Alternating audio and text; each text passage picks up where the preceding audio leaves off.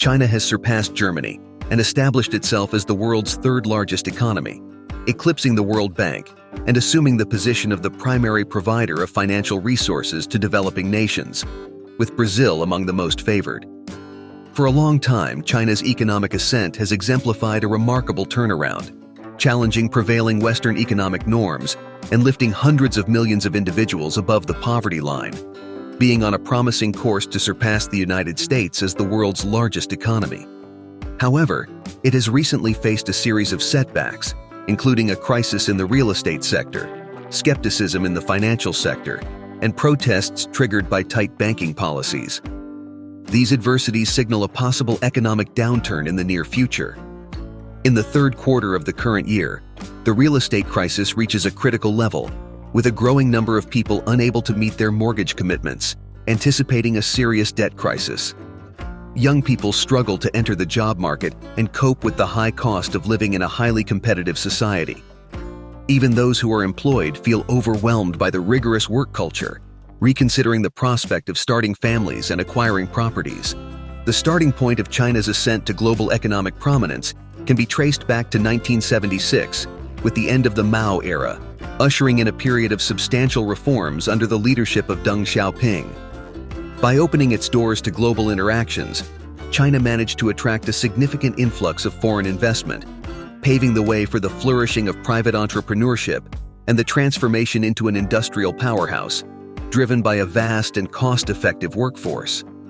This favorable environment seduced global corporations, establishing China as a colossal manufacturing hub and catalyzing economic growth that lifted 850 million souls out of the poverty trap. However, such spectacular growth came with a burden. The march towards urbanization triggered an unprecedented human migration from rural areas to cities, subjecting internal migrants to unexpected challenges and revealing a less glorious aspect of the Chinese economic miracle. Now, this phase of robust expansion shows signs of cooling off, with China facing unprecedented obstacles that threaten the solidity of its economic structure. Migration from the countryside to the metropolises, driven by the pursuit of more promising jobs, is obstructed by bureaucratic hurdles. Even after the exodus, obtaining official urban resident status proves to be a daunting endeavor, keeping many tied to their original rural registrations despite their active urban lives. This administrative dissonance excludes them from access to essential services in cities, such as medical care and quality education for their offspring. Thus, breaking free from the hukou system's shackles emerges as a vital goal for these migrants in their quest for a better life. The acquisition of urban property is seen as a crucial step towards achieving resident status in the city, creating a strong surge in property demand. However, wage increases have not kept pace with the housing price surge, making homeownership an elusive aspiration for a vast number of individuals. This requirement to enhance financial stability and attain a more stable life fuels fierce competition in the job market, affecting both migrants and urban residents. The yearning for financial stability is intensified by the rigorous work culture, nicknamed 996, a work schedule that stretches from 9 in the morning to 9 at night, 6 days a week. Despite being illegal, this culture has been consistently adopted by corporations, predominantly in the technology sector, leading many workers to face health challenges stemming from overwork.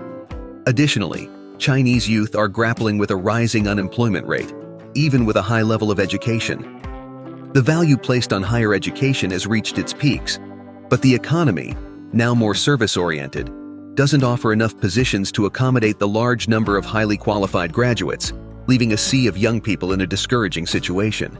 The challenges faced are exacerbated by a government that has funneled substantial resources into surveillance technologies, creating a unique and often repressive atmosphere. The widespread deployment of facial recognition cameras exemplifies this, making life in China a distinct landscape compared to other global regions.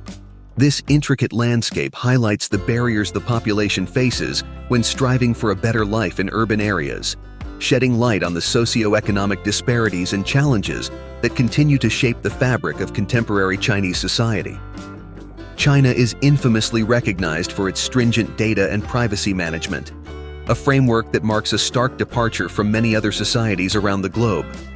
Authorities argue that regulations, such as the implementation of facial recognition, are designed to protect individual rights and ensure national security. However, there is palpable ambiguity regarding the true purposes of these stringent restrictions, which purportedly place every action of citizens under a watchful and meticulous gaze. The barriers imposed on foreign corporations and the inflexibility regarding freedom of information highlight prominent features of the Chinese regime. There is a widespread perception that there is an intrinsic connection between the state and corporations operating on Chinese soil. Global tech moguls like Mark Zuckerberg of Meta have highlighted the complexity of operating in China without facing significant government intervention. Additionally, China's social credit system, established to assess the civic, financial, and legal conduct of citizens, has been the center of heated debates. Despite its claim to foster ethics and responsibility, critics point to privacy breaches and potential authoritarian excesses. The recent introduction of the digital yuan, the cryptocurrency sanctioned by the Chinese central bank, has sparked new concerns. While aimed at streamlining transactions and boosting the global influence of the yuan, there are fears that this innovation could intensify state monitoring of citizens' financial activities.